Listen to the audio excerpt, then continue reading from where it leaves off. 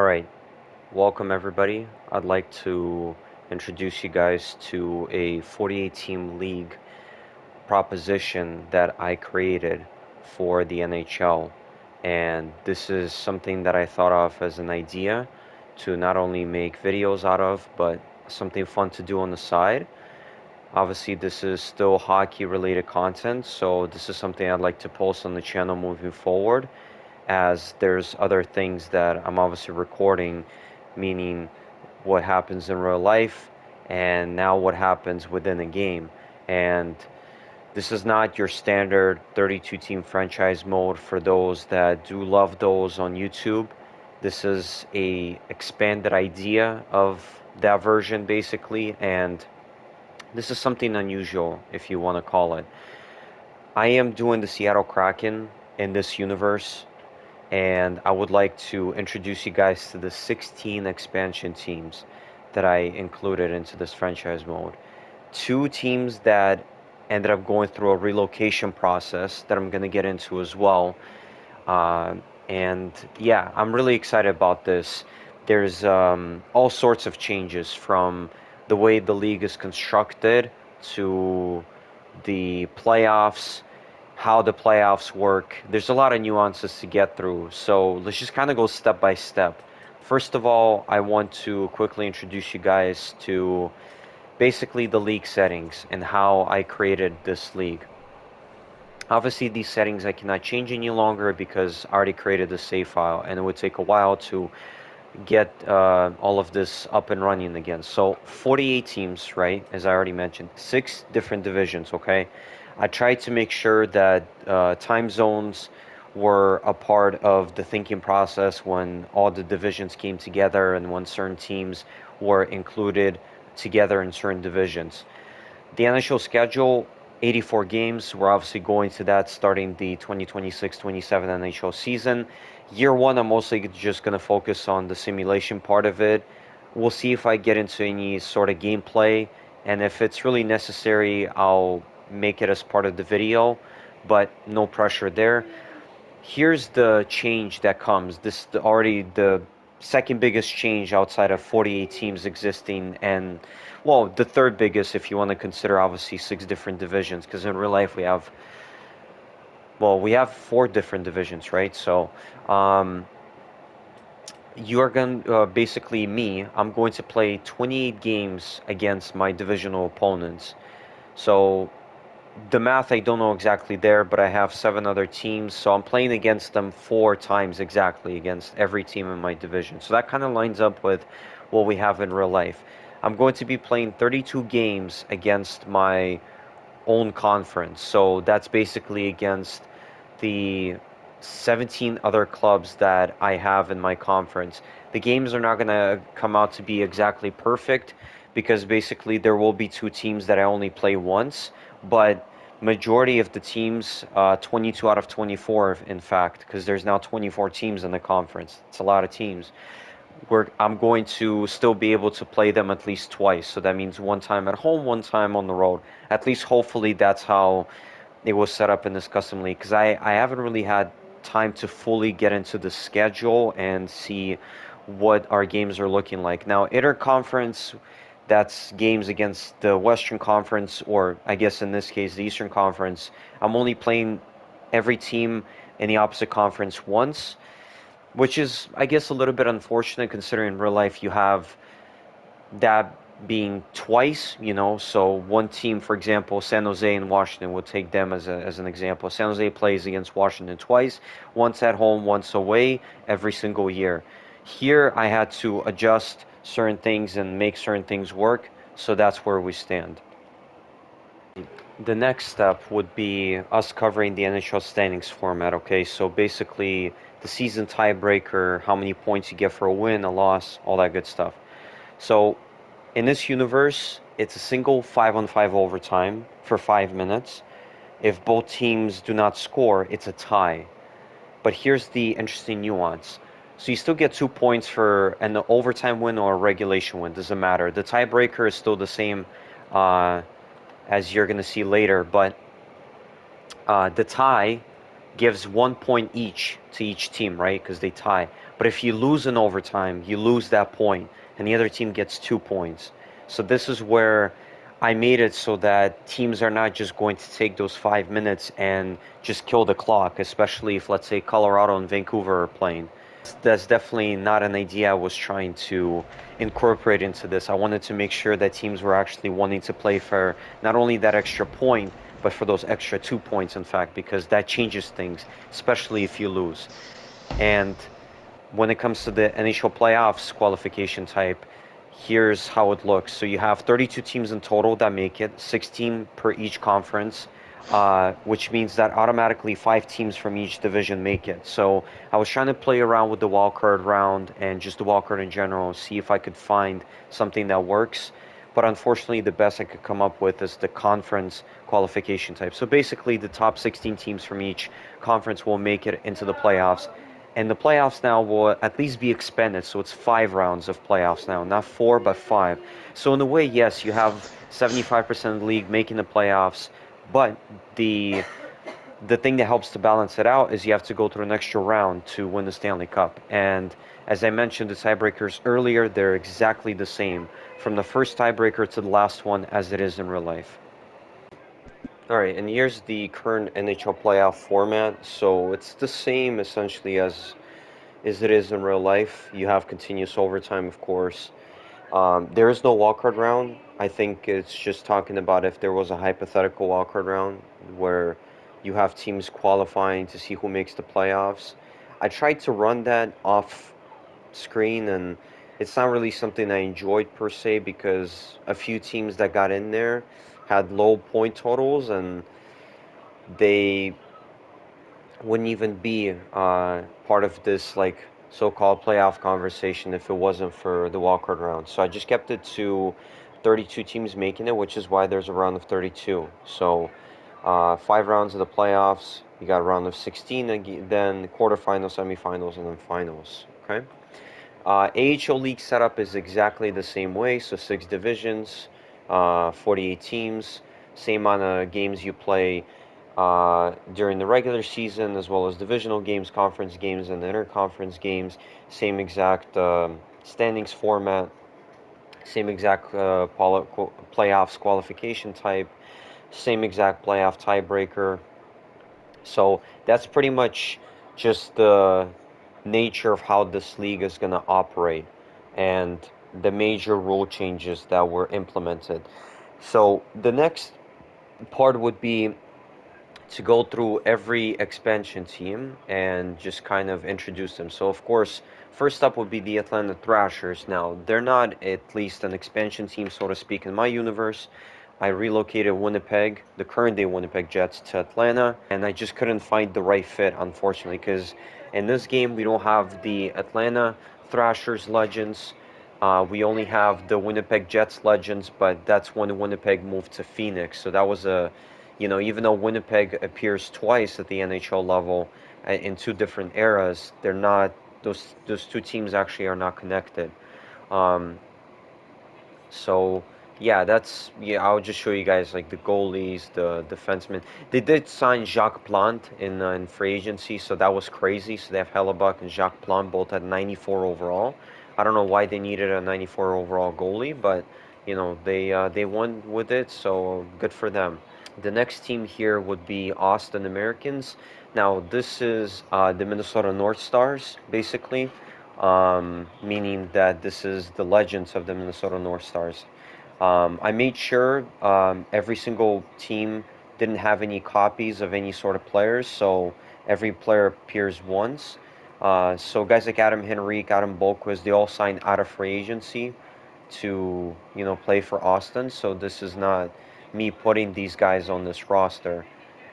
Even guys like Marcus Johansson, Brock McGinn, they all signed these 1-year contracts because that's what the computer decided to do. They also signed Lucas Reichel, so um, at least they beefed up their depth a little bit.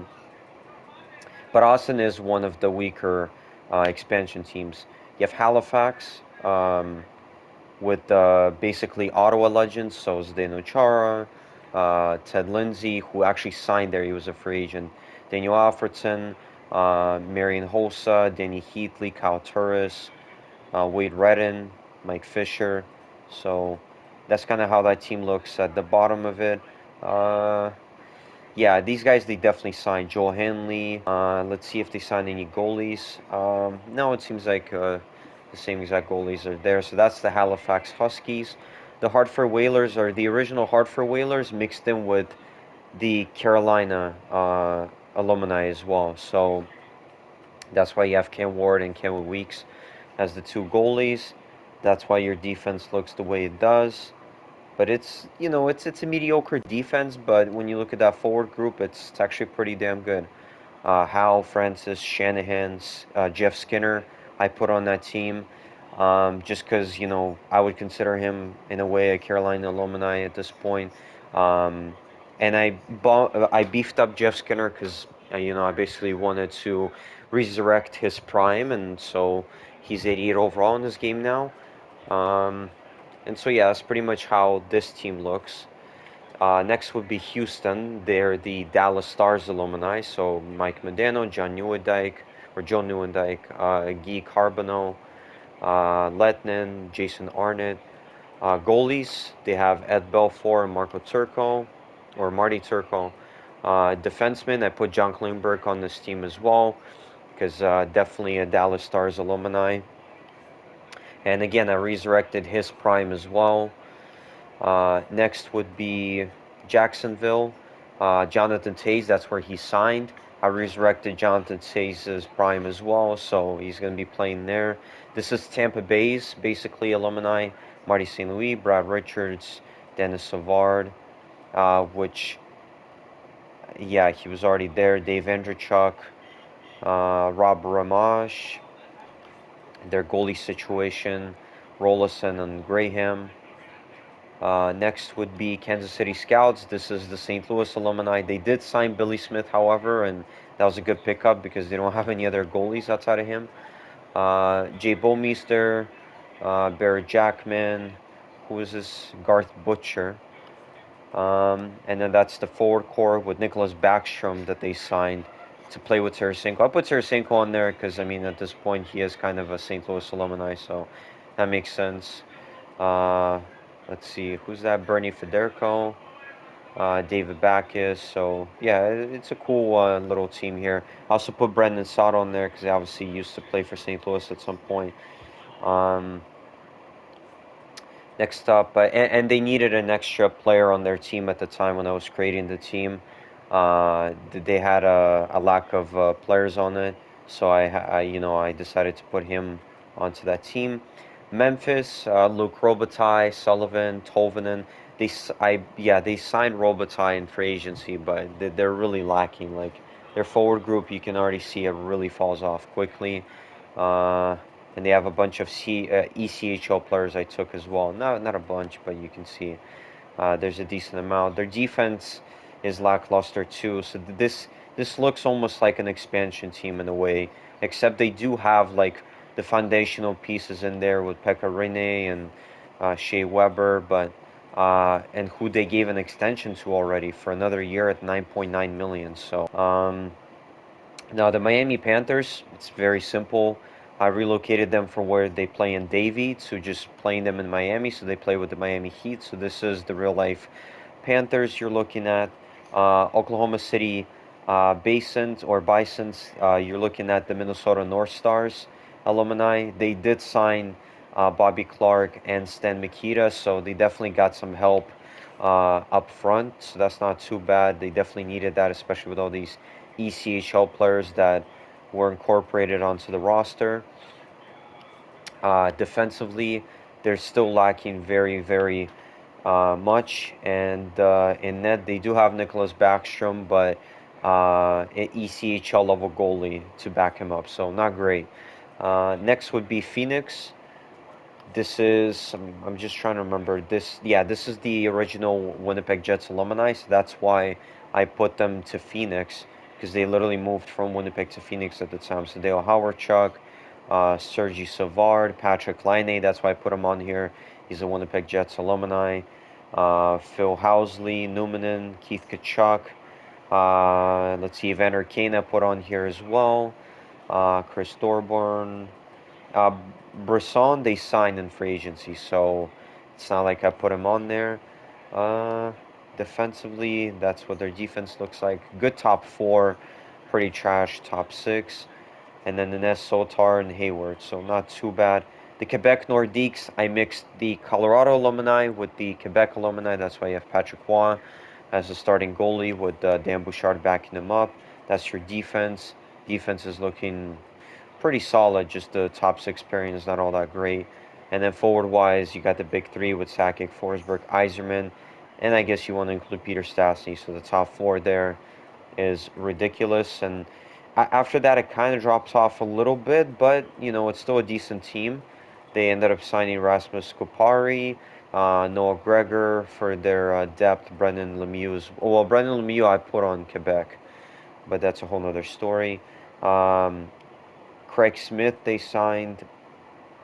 Matt Nieto, they also signed as well, so good on them. Regina Heartlands, this is the Calgary Flames alumni, so Jerome McGinley is back in the game. Lenny McDonald, uh, Theoren Fleury, Kent Nilsson, Thomas Tata, but they ended up signing him, so that was a good signing there. And then they have one ECHL player I had to plug in there at the time. Defensively, Al McInnes, Robert Regier, Paul Reinhard, Brad McCrimmon.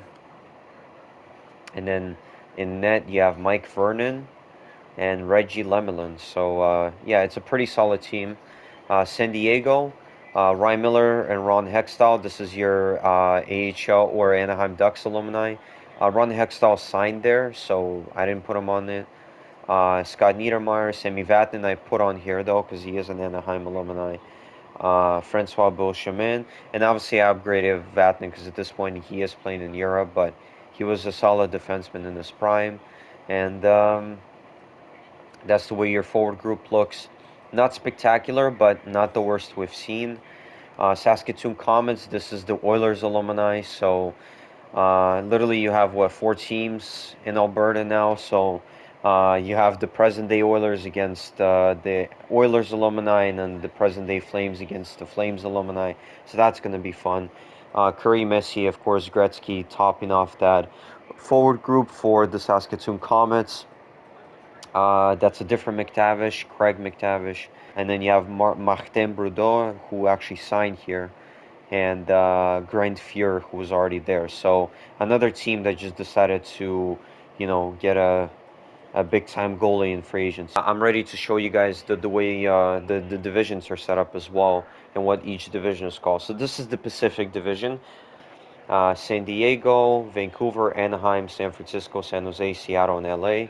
So that's your Pacific Division. The Mountain Division, you have Colorado, Utah, Calgary, Phoenix, Regina, Saskatoon, Edmonton, and Vegas. The Central, Chicago, St. Louis, Minnesota, Austin, Dallas, Houston, Oklahoma City, and Kansas City. Um, that's the Halifax Huskies. They got a B-level in an NHL head coach. All right, so that's the Northeast Division, pretty straightforward. A bunch of original six teams in there.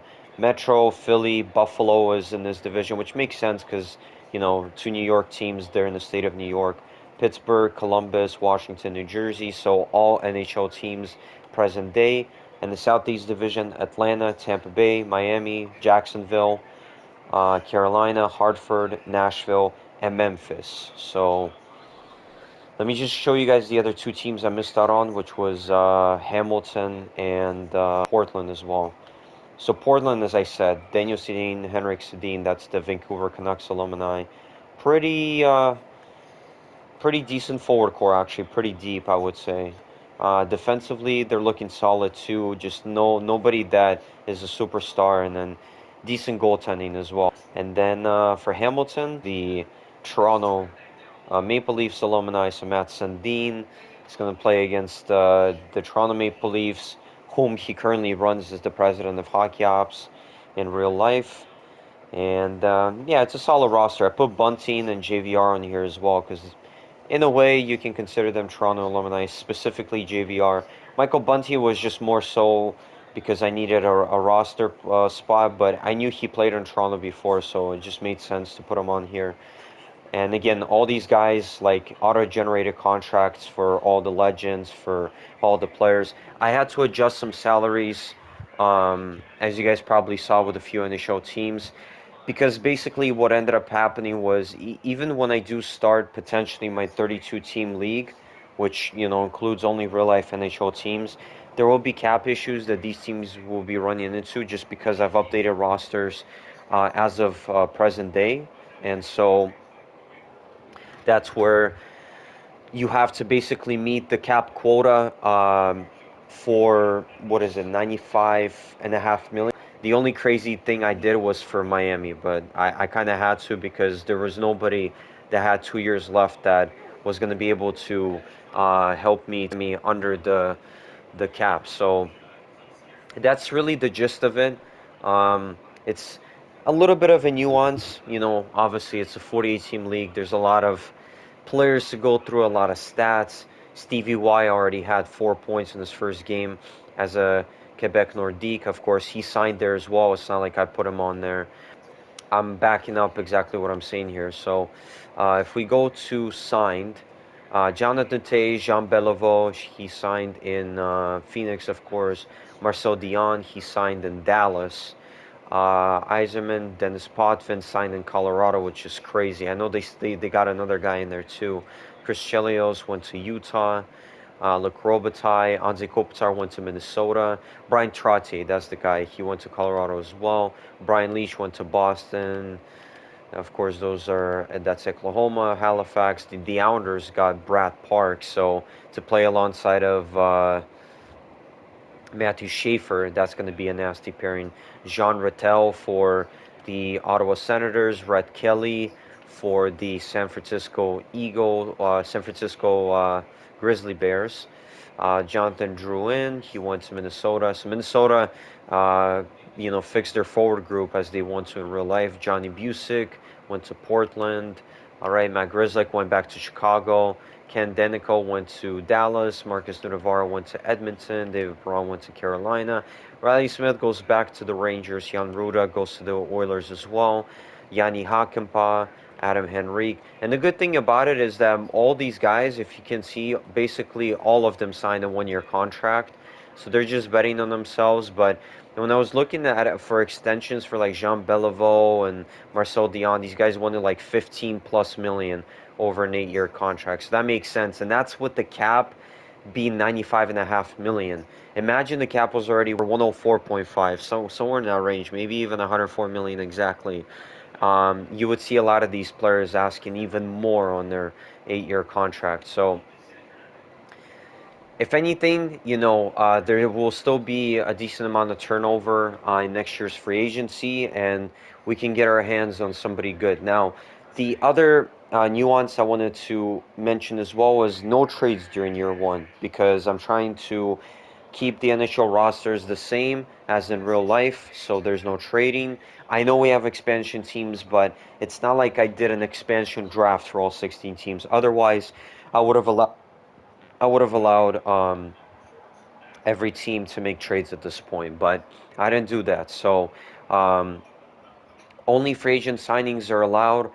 And if I had a choice to maybe not have free agent signings, I may have potentially looked into not allowing computer teams to sign free agents. But honestly, if you think about it, at the end of the day, I didn't want to sit all these legends in free agency. So I'm glad they all signed. I was a little concerned they wouldn't all sign just because of, just speaking to some people off camera and stuff and how it worked in their previous save files when they ran their own sort of universe. But I'm glad it all kind of worked out here. So all in all, we're ready to start the regular season. I already set up all the scouting. I set up the coaching staff. I'm just going to give you guys like a quick overlook just so you guys can see what my coaching staff looks like for the NHL and AHL team. I know it's a C minus here, but A plus for the power play, A for penalty kills. So that's actually really good. Defensive coach, that's good for teaching and penalty kills. So that's good. And have decent power play. It's not even that bad. Good teaching, better coach influence, which actually matters quite a bit too for a goalie coach. Um, These guys I already had here, of course, Lane Lambert, JC Ritchie, I signed to be my assistant coach, but again, really good power play and penalty kill. This guy, Duke Wood, A plus power play, B minus penalty kill, and then your goalie coach Zanetti, A plus teaching, D influence, which is not great, but that's the best goalie coach I was able to find at that point. So there's that, and then these are the scouts. So we have four decent scouts. The rest of them are C level, but I made sure most of these guys were A and above. You know, there's one guy that's A minus, but honestly, they all should do a pretty decent job. You know, just doing the scouting for us, and yeah, we'll see what happens. I wanted to kind of introduce fog of war in some shape or form, but unfortunately, with a 48 team league, I just don't see how the scouts would be able to do a proper job of literally going through every player and scouting them to their fullest. The other thing that's missing is no owner mode as well. That would be a little too complicating as well. EA needs to work on the budgeting system that they give you to sign coaches and scouts. Among other things, um, you know, when it comes to like arena construction or like repairing your arena, the budget may be fine, but I feel like it could still be better. You know, it's definitely not where it is and not where it should be. So it's still a work in progress. We'll see what NHL 27 brings for us, but that's the gist of it. So for the next episode, we'll finally start the regular season simulation. I might even play that first game. Honestly, you know, it's the first game of the year against Detroit, and we'll try to play against some of our division rivals. Like we'll play against Portland because they're an in-state rival to us now. So that will be a cool little rivalry to kind of track as we go. And yeah, we'll see what happens. So I'm excited for to start this thing up, and let me know what you guys think down in the comment section. Thank you so much for watching this video. Make sure you share it on all social platforms. Subscribe to the channel if you haven't already. And my name is Nikita Nazarov. This is the hockey channel for all hockey fans to be in. Hockey with Nikitos, and I'll see you guys all in the next video.